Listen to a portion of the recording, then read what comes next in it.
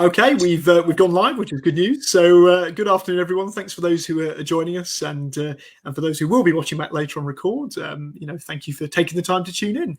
This is the We Are Careers show. Just as a reminder, I'm Chris Webb, employability advisor with Sheffield Hallam University and a registered career development professional. And I'm here with my co-host, as always, Meet Sabiha. Sabiha, good to see you today. How are you doing?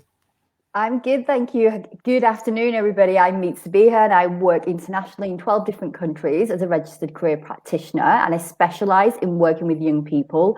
And I'm also the creator of the 4.0 class programme, which is about upskilling career guidance counsellors, helping them deliver powerful career support to students. And today we're super excited because we are joined by our guests, another Chris. So today you're going to hear me say Chris W and Chris T, who's going to be joining us on our show today. So Chris T, introduce yourself and let people know who you are and what you do for those who don't know, who haven't had the pleasure of meeting you yet. Fantastic. Thank you very much. Yeah, so I'm Chris. I am also a careers advisor, RCDP as well, but I'm also a bit of a careers geek. So for those of you who don't know, I'm the area manager for the school service with CXK. CXK is a wonderful little charitable organisation based down in the southeast, covering Kent, but also into the other sort of neighbouring counties as well.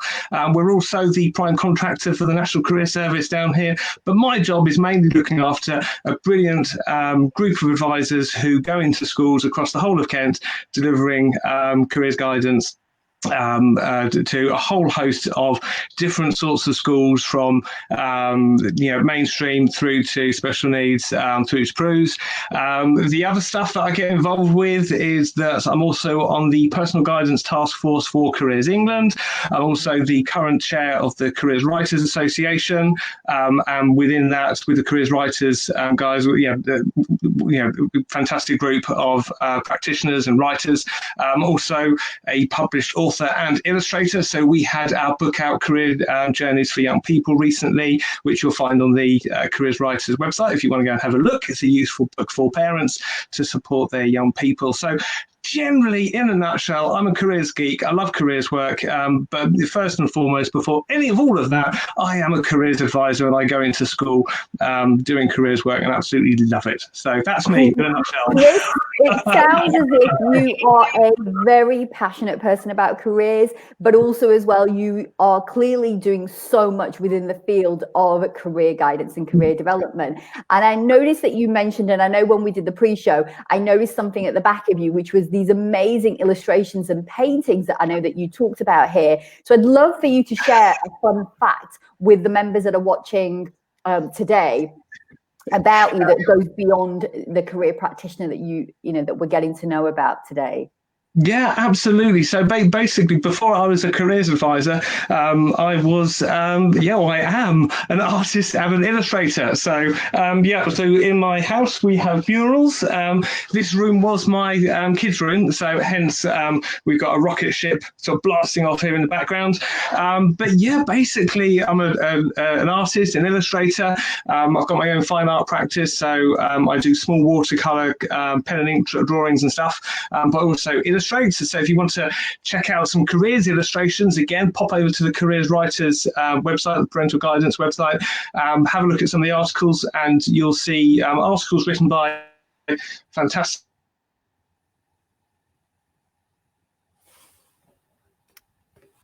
Did we just lose Chris T? Oh, he's back. He's back. Okay, go on. So Chris, you were just sharing about your passion and how you've combined both your love for illustration and obviously career guidance, and how you weave that into being even a more powerful and impactful practitioner. So I'd love to hear your fun fact for today and your feel-good story. And I know you've got a really great one that you want to share with us. So tell us a little bit about why you chose this particular feel-good story. Yeah, so with the feel good story, it's a careers feel good story based from my own personal practice. So the last client that I saw face to face, is to do with him, a wonderful chap. Saw him face to face before lockdown. We had a really good career session at our head office in Ashford, and then of course lockdown happened, and then carried on working together, and we had a virtual remote appointment as well, which was over the phone. And then literally the other week, he emailed me and he had told me that he'd been able to find a higher apprenticeship, which is what he was after. And I know that we hear a lot of kind of sort of, there's, you know, lots of many apprenticeships around. And, you know, you have a look at some of the work that's sort of come out, say, from, if you have a look at Alan Bullock's blog, with the fantastic LMI work he's been doing with looking at apprenticeships, and we've seen the real drop. So to get this wonderful message from this client who I've been working with, and he'd been through a lot, and he worked through a lot of stuff, and we've gone from looking at from what he wanted to do to figure, you know, he'd completely lost when I first sort of worked with him. He had no idea where he was going, and he felt like things, you know, many of our clients are sort of like this, that we see they feel stuck, they felt lost, and he didn't know where he was going. He was an older lad, and he felt like, you know, he hadn't got through the system okay. He'd dropped out of what he was doing. And so we did the first session, which was sort of getting him back to where he wanted to be, and he went off, did some career management stuff. And then the next session was, well, actually, how do you get this sort of stuff and put all the hints and tips together? And yeah, I got this wonderful email, which was like, just to let you know, I've just got this job. And he was so Chris, happy. doesn't that make you feel amazing as a practitioner when you get those feel-good stories? Because as you said, there is so much doom and gloom, and, you know, in these uncertain times, it's so easy to focus on the negative stuff, the not so good stuff. And this is the reason why we want to celebrate this. We want to celebrate, you know, good practice. And, you know, your story about how you were able to transform by working with this client who felt stuck and lost is just phenomenal. So congratulations. And that's just amazing. And that brings me on to our segment of the CDI shout out of the week, our feel good story. And, you know, as we said, we can focus on the negative, but that's not what this show is about, and this is not what we want to do. Is we want to celebrate. So following on from Chris T's feel good story, we've been inviting each of you to either nominate yourself or to nominate someone else, another CDI member, of somebody who is doing outstanding work, inspirational work, or perhaps doing the day-to-day work, but is now using creative thinking and out-of-the-box approach to solve a particular problem. So I want everyone to firstly remind you all again to say, please continue to nominate. We've really enjoyed and loved seeing all the names that have been sort of sent through to us. And obviously for the next show as well, we want to see even more nominations. So please bring them forward. Now, I know that a lot of people like to watch this show on replay. And so what I would say is that please do join in the clap by dropping emojis in the comments below. But for those of you who are with us live, if you could join us today and show some appreciation for today's winner, based on, we had several nominations that came through, so drop a clapping emoji in the comments below. If you're watching the replay, post a clap emoji in the comments to show your support, and let's together recognize an amazing and resourceful practitioner this week. And the award goes to Charlotte Whitehead. Now, Charlotte is doing some great projects in her field, mostly with people who are at a transition point in their life or work, especially those in mid-career transition. And she uses tools such as the Gallup-Clifton Strength Assessment, along with other tools to help people identify their natural talents and abilities. Now, one of the things that I loved and admired of what I saw is which is what one of her clients said about Charlotte, which was that working with Charlotte was a pure delight from start to finish. With her professional approach and confident personality, she was insightful and got to the heart of the issue immediately. So well done, Charlotte Whitehead. Amazing, amazing, amazing. And for those of you that want to follow her, you can find her on Facebook, LinkedIn, and Twitter. And what was really funny is Chris T, is that you also got a nomination for this award this week as well. So congratulations to you too. And also another shout out as well for Asma Rawat for her work in the field of SEND. So Chris, we'll head on over now and jump into today's topic. So Chris W. Fantastic, brilliant, some great shout outs there. Congratulations to all nominated, and of course to Charlotte as well. Just to quickly go back to the thread, we've seen a few comments come through. Someone has actually put, I can't see it says Facebook user, but they've put the Career Journeys for Young People book from the Amazon link basically in the comment thread. That is the correct book. So if you were wondering about the book that Chris T was mentioning earlier, that is the very book, with chapters contributed by members of the Career Writers Association. Really, really useful book, well worth having a look at. So yeah, check out the Amazon link that's there, but we'll also put that in the resources. And as Chris T mentioned, it's also on the Career Writers Association website as well. So to move on then, the kind of topic of today, we got so much to get through, but in terms of, I suppose, the elephant in the room that's been really since the last fortnight is what we can only really describe as the exams fiasco. I think whatever side of the political line you fall, it's not been particularly organised. I think we can all agree with that. It's probably the understatement of the year.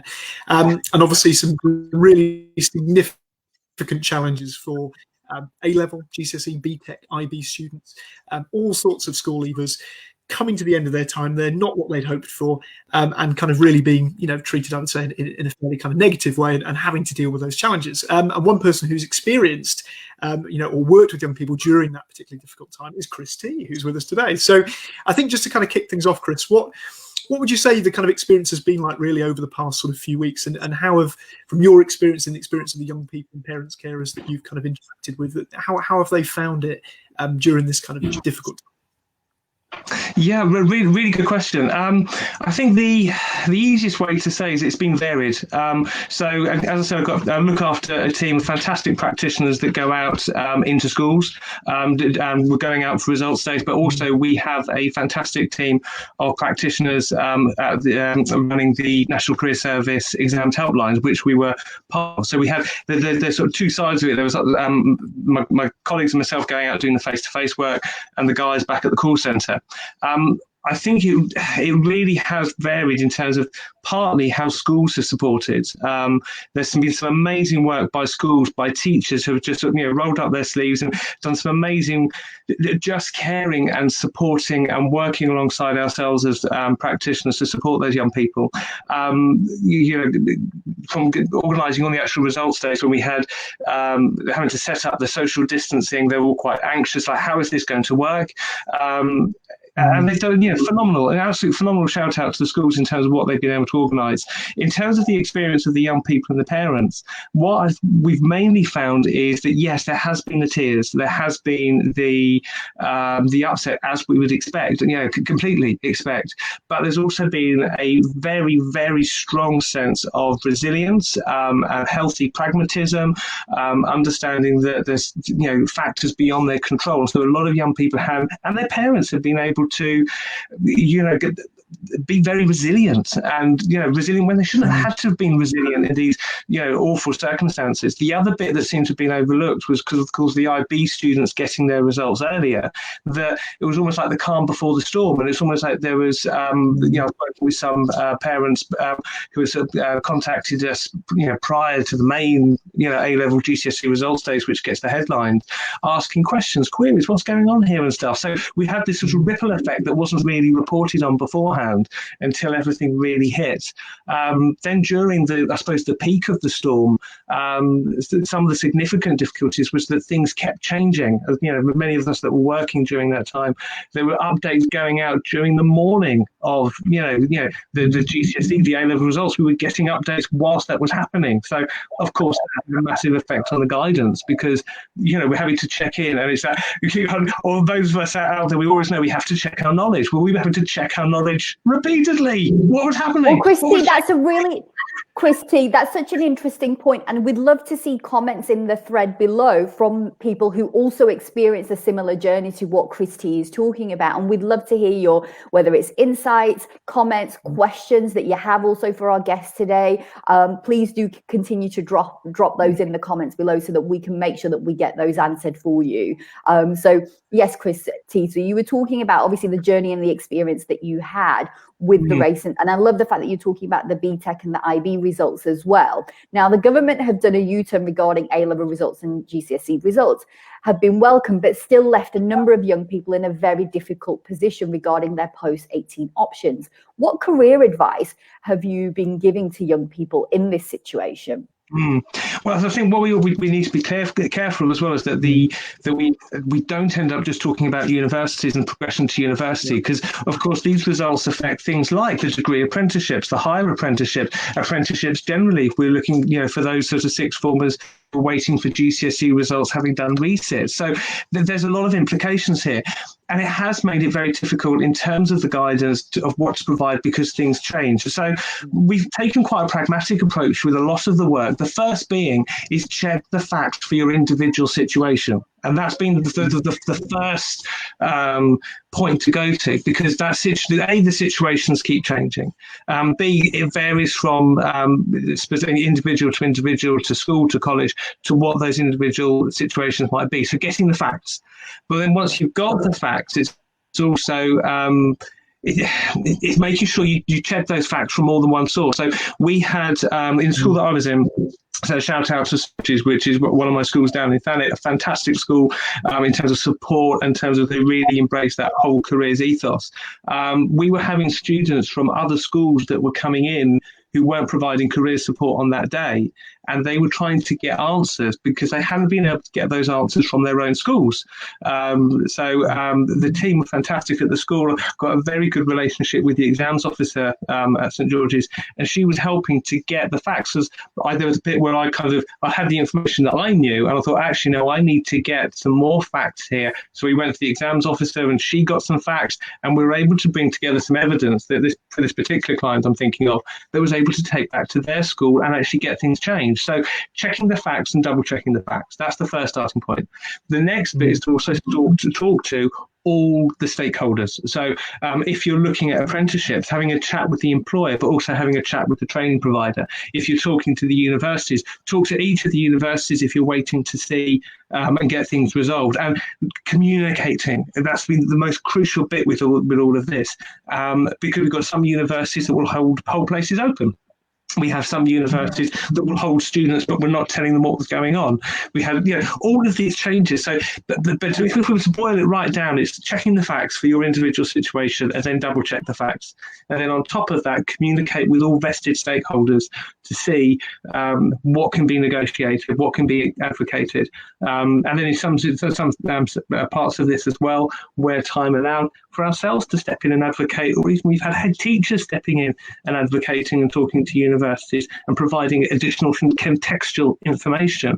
And so, helping students identify who their allies are. So if you've got, say, a particular head of sixth form who's got these know some of these students inside and out, and kind of like the extra stuff that they're doing, getting them on board. And I think for us as career practitioners, it's not a question of us trying to be superheroes and solver for things. It's actually, we need to be helping clients to reach out to their advocates, to their partners, to their mentors and stuff, and the other people that can get involved as well. And that's been the really strong positive of this period, is that I've seen so much collaboration, so much support from schools working with their careers advisors. It's been absolutely fantastic to see.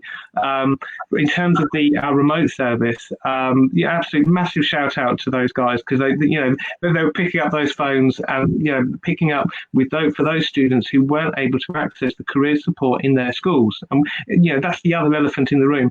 This is a postcode lottery. This is a kind of not every school has access, not every student has access to the independent and impartial careers advice. So having the National Careers Helpline there, the work that those guys were doing, absolutely phenomenal. Massive shout out to them. Christy, sorry. I was just going to say, what I'm hearing from you loud and clear, okay, is that control the things that you can control. So we can't control everything as career practitioners and as and those working within the education field. However, what things you can do, focus on that and put your energy into that and keep momentum going. So, I love your tips on, fact checking. I'm getting a comment in from Liz who's saying it's really important that contracts with schools and colleges include careers advisors being available at results time. We used to do this routinely, but I know from students that this doesn't happen much. Yes. And then you see what we see and what we've seen, and the fact that there is amazing and phenomenal good practice, because as you say, adversity, either you rise to the top, and you use the situation to sort of build yourself up and build the situation, to create solutions. Or you can make the choice of being negative and feeling as if it's all doom and gloom. And what it sounds to me is as if, Chris teased, is that you and your team have chosen the first option, which is let's rise. Let's get up there and let's make that happen, which then brings me on to a question that we had, which was, we know that the future is uncertain. We know that there are so many parts to this that are beyond our control, whether it's a UK recession, Brexit, the pandemic itself, okay? And with little detail about government schemes like Kickstarter, plans for jobs, the media rhetoric creating a lot of negativity, essentially scaring young people. And we know we have evidence that shows that young people often suffer in weaker economic climates. So how can we, build on this? And how can we now, as career practitioners, ensure that we are providing a positive and pragmatic support network for young people? I think really good question with this. And I think particularly as we head into the new academic year, we need to be mindful. I think first and foremost with this is that we need to make sure that we keep the clients, our students, at the center of everything that we do. Part of that is, yes, being pragmatic and providing that sort of that positive way forward, but it's also without condescending or being naive to it as well. And I think that's the thing that we have to be really careful of with our clients, that we don't patronize them, we don't act as if everything is going to be absolutely hunky-dory and stuff, that we actually talk about this stuff and we enable them to talk about it in a way that's open and that is okay, and we actually talk about some of the fears, but we also talk about some of the hopes. One of the things that we picked up, particularly during that sort of that summer period of lockdown, is with how schools were responding, was that they were going, let's park it, till later, and we pushed back, and we sort of, a part of our work as careers advisors, myself as an area manager, was advocating on behalf of the young people. So, for example, we were already at that point, we were starting to worry about the year 12s who are now our current year 13s in terms of their education being disrupted. For those of you who you might be aware that we turned to vlogging, and we've got a CXK YouTube marketing channel which got lots of vlogs that were aimed at young people, because we had some schools that were doing nothing, and those schools that got it realised that we need to be preparing those year 12s in that summer so they can be ready going forward into this unknown exam season, going into this year, but also things like work experience. So we did a lot of advocacy with universities going, right, normally these year 12s would be setting up their work experiences in the summer, ready for their UCAS applications or for their degree apprenticeship applications. What are you going to do when they can't get work experience? And it wasn't just things like the medical and sort of veterinary dentistry side, but I was working with clients who were shielding, so they couldn't just go out and get anything. So that led to some vlogs that were out there in terms of alternatives, but also thinking further ahead. What if we have further disruption to the exams going into this next academic year? How are our year 12s going to evidence their contextual that contextual information? So one of the big things we started to do was talking to year 12s about MOOCs and actually getting onto MOOCs. So I had a whole load of year 12s now over this last summer. They couldn't go away on summer holidays, so they've spent the summer holidays getting onto things like Coursera, OpenLearn, FutureLearn, all of those things, and they've been doing MOOCs to evidence more about their interest, their enthusiasm, and their knowledge, and also testing out subjects that they might want to do and study later. So I think we need to think creatively about what ways can we help and enable our young people to stand up, to step out, to move forward, to show who they are, when the system may not allow them to do that, and where the system is in rates and states of flux. A lot of this, of course, goes back to our career theories. Yeah. On that front, sorry to interrupt, just wary if we don't want to run out of your time, and to sum, I think you made a really good point in there, just about a couple of things really. One was about the advocacy side, and I think this is something we've seen a lot more of. We've seen a really good article recently by Tristan Hooley on his blog about the need for career practitioners to advocate, not just in terms on a local level for colleges and universities, but also or apprenticeships or employers, but also really for on a wider level to government about what's going on. But also the point you made there about what's happened over the past few weeks has been and gone, and actually, you know, there's an awful lot of stuff that we now need to look ahead to. And I suppose really kind of when we sort of come into, I guess, a bit of a summary of sort of what you've mentioned today. Realistically, I suppose a number of career practitioners across the country are going to start or be starting to think or thinking already, or even you know, enacting some of these plans about what this year's careers delivery is going to look like within the schools that they work in.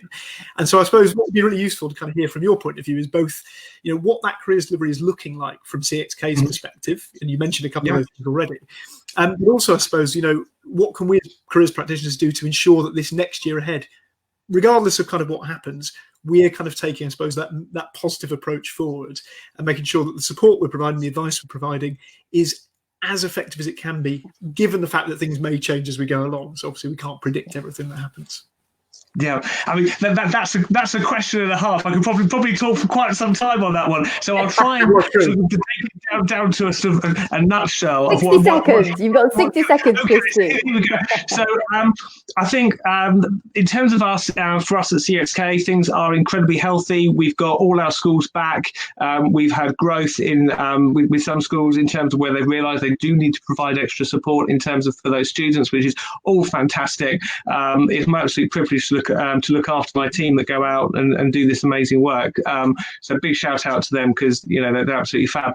In terms of our delivery models, what we're looking at is basically working with the needs of individual schools and clients. So it's very bespoke. So we've got some schools where we're back in for face-to-face, but with all our agreements, we're also planning for Plan B. So if, for example, there is a local lockdown or wider lockdowns, what do we immediately switch to on our Plan B? So we have a virtual service that is just, we can switch to like that. That's a part of our planning so that we don't lose days and therefore we don't lose contact time with students. So that's in place from when we start, and then we're not losing time with sort of bureaucracy, for want of another word. A part of that is also making sure that we're being very, very careful around things like GDPR, safeguarding processes. That stuff we need to make sure doesn't get lost, that we need to make sure we keep our clients and ourselves safe. That's a really key thing. So we've got some very robust procedures about that. And you know, that I think can easily get mixed or missed. In terms of thinking outside the box and creativity around this stuff, we've also been thinking of, okay, we can't be doing so many assemblies. A lot of the guidance is actually assemblies aren't going to run in many schools. So we've been looking at videos, vlogs, PowerPoint, webinars, pre-recorded and live sessions that we can actually sort of tag into schools and providing that. We're going to be providing video, telephone and email as part of our sort of virtual guidance package. That's all sort of set up. The CDI guidelines there are available on the kind of the media side of things in terms of safe use. We've got our own guidelines as well that we work with to make sure that clients and staff are protected and are safe. So realistically, we're looking at primarily face-to-face where possible, backed up with blended approaches where we can't do assemblies. So a mixture of face-to-face and virtual. And then we've got Plan B, which is our sort of virtual stuff. So we're looking at that whole kind of way of working. So we've got kind of, and we're putting those measures in place now. We're booking in with schools. My first day back in is next week. So I'll be back in out there on the front line doing the work with my team, which will be cool. But we're very optimistic. We're very positive about it. I think having a Plan B is really important. Like I said, having the safeguarding stuff. In terms of looking ahead, though, I think when we start talking about the delivery itself, we need to make sure that we don't fixate on one year group. It's not that the class of 2020 is there's year 12 moving forward or year 13. We're talking about students from primary age all the way through to year 14 who are going to be impacted by these changes. So we can't think that even hopefully all being well when the pandemic is through and gone, that those primary school students coming through will still be having repercussions and being affected by this. So this isn't going to be, I think we need to move from the mindset, this isn't something that's going to last a year or a couple of years. We're going to be having repercussions of the pandemic, of the lockdown, of the impacts on education for a long time yet. And we need to think about how we cater to the needs of those individual students. I feel that's such a beautiful place to sort of leave this conversation. And I know we could speak for hours and hours on this topic and explore so many different facets of this. But I think, sort of future proofing and forward thinking essentially is what I'm sort of taking away. And I was just looking at some of the comments that came through. One Facebook user was saying that, it's so hard constantly doubting what you knew the day before and what happened in the previous years, not being a guide for what you can say and do. A good lesson is accepting that we don't always know everything, as you said.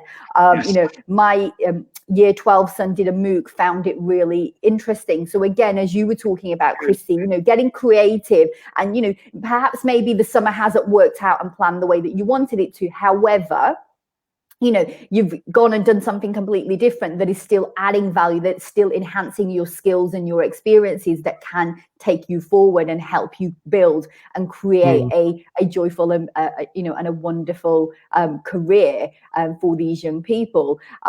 Chris, I'm going to hand over to Chris W, because I know he will do a little bit of a wrap up, and then what we're going to do then is so Christy, before we sort of kind of end this end of the segment, just wanted to ask you, so people that are interested, obviously you've shared and talked about a lot of resources, and we will be sharing them as always, including all the links and the books. So I know a few people missed the title. Don't worry guys, we will be dropping that information in the resource sheet. But sort of what next for you? If people are interested in learning more about what you are doing and the work that you are doing and want to learn from you, where can they find you, Chris T? Yeah, well, you can find me on lots of different platforms. So you'll find me on LinkedIn. So do feel free to link in with me on there. In terms of, we produce as a charity, part of our charitable mission is to help as many young people and adults as possible. We produce a wealth of free resources that are updated yearly. So have a check out the CXK website. There's the CXK blog. So I write and I do a blog mainly aimed at practitioners and careers leaders. There's the resources which are mainly aimed at clients. Have a look at those. We also provide CPD for staff as well, so you can always contact us on the main CXK website. In terms of that wide support as well, there is the National Career Service that we look after as well, and the helpline and the phone number there as well for clients who can't access support in school. But drop us a line. I'm always very friendly to help. Oh, Christy, thank you so much for that. And I think it's been such a pleasure sort of having you and sharing your insights and sort of sharing your experiences. Christy's vlogs are brilliant. Hey, you just got a shout out from Catherine Jennick, who said Christy's vlogs are brilliant. So there you go, another further endorsement for the vlogging. Okay, and Chris W, over to you to sort of kind of wrap this section up, and then we can jump into the news section. Fab. Chris, thanks so much for joining us again. Absolutely brilliant. And again, if you're watching this recorded back, you'll still be able to access all of the links that we're talking about, including, we're going to add in there as well, Chris mentioned earlier about Alan Bullock's updated apprenticeship stats. That's really worth keeping an eye on. Alan's been tracking the apprenticeship starts for a number of months, and some really useful LMI there for kind of people, particularly working with school leavers who are maybe looking at moving on to an apprenticeship. So I mean, really from that point of view, all that's left for us to say to you, Chris, is thank you for joining us today. Obviously all the details about how to get in touch you mentioned, which is great. And that allows us now to move on very quickly before we finish to the CDI and the main news. So Sabiha, do you want to kick us off with the CDI news for this week? I would love to. And actually, it's so in line and so in keeping. This is what I love about the CDI team is that what Jan and the team have done is they've completed a paper for members on returning to schools and colleges. And this was done in partnership by asking members for guidance. Now, although it's primarily written for careers guiders working in schools and colleges, the paper does contain information that will be of interest and value to career development professionals working with adult clients, both either in the public sector contracts or in private practice. Now, this paper can be downloaded from the website if you head on over to the CDI website and look under reports and resources. Now, you will have heard Chris W and I talking about how we have been asking all of our members to really sort of get behind and start lobbying to local MPs to really make sure that we are in the forefront during this challenging time. Now, the CDI has received a reply from Gavin Williamson, and a full copy of this can be found. If you're interested, you can get this from the CDI. It's great to finally hear back. However, there is so much more work to be done. So we're still asking members to lobby and contact their MPs to make sure the work we do is relevant, with a focus on the National Career Service, with a focus on the National Career Service, the Career Development Policy Group, the CDI group this is, has written another paper explaining why the government needs to take a more flexible approach to NCS's priority groups. And I know Jan is going to be talking to the DFE as well as the Liberal Democrats in early September to make sure that this is in the forefront. Now, Helen C. Bennett and a few others have asked me about supervision as practitioners. So I'm really fortunate that I have a bit of an update that I'd like to share with everybody. Okay, and this is this. The latest update is that the Professional Standards Committee agreed in June that the CDI is not sufficiently resources to run a supervision scheme. However, it has agreed that a subgroup of the PSC would meet with Claire. This was an update from the fabulous Claire from the CDI on the 7th of September to look at producing written guidance for supervisors and supervisees. The proposed content of the guidance will then be discussed with relevant groups of the CDI members, including private practitioners, and then taken to the next PSC meeting on the 11th of November. So there is movement on that. Also, as well, another fantastic resource that has been added to the CDI website, which is the diversity resources, which is being curated by Shamim Khan. So firstly, I want to thank Shamim for taking on this responsibility and adding this phenomenal resource. So Chris, over to you for the main news. Fab. So again, we'll put all of the links sort of in the document that we send out, the Google Doc. So we won't run through all these in detail, but some really interesting news stories this week that I think quite topical in terms of some of the stuff that Chris has spoken about today. And just coming back to what Sabiha's just mentioned just recently, Siobhan Neary's put out some really good research this week about diversifying the careers workforce opportunities and challenges. It's really well worth the read, particularly in terms of not just kind of the makeup of who's in the careers workforce at the moment, but actually what that might look like in the future. So that's well worth kind of checking out if you haven't already. I think going back to some of the stuff that Chris has mentioned today, particularly in terms of kind of labour market information, there's a really good article that we're going to put in from FE News about the kind of lost apprenticeship starts. Does sound a bit like doom and gloom, but again, just provides a little bit of context in terms of what's happened over the past year. Tying that in with what the work that Alan Bullock's been doing will give you kind of a good idea, I think, of what's really been going on with apprenticeships over the past kind of 12 months. Chris also started to touch on career theory before I rudely interrupted him earlier.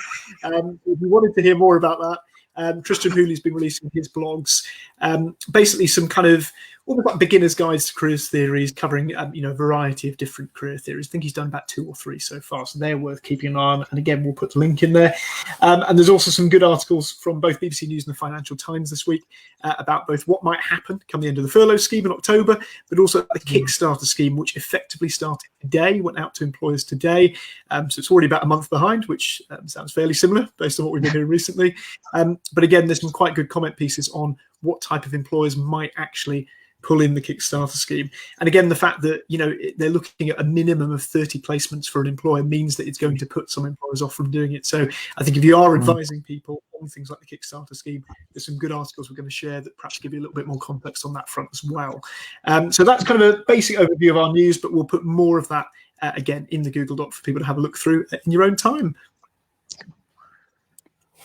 Okay, so that's it for us today, everyone. We want to thank you for joining us, and those of you that are watching on the replay, we appreciate you coming up and joining. As I say, continue to self-nominate or nominate somebody who you love and admire in the profession who's doing amazing work. And I think on behalf of Chris T, Chris W, and myself, we're going to say goodbye for this week. See you next time. Have a good day. Bye-bye. Bye. We're still live, just in case you say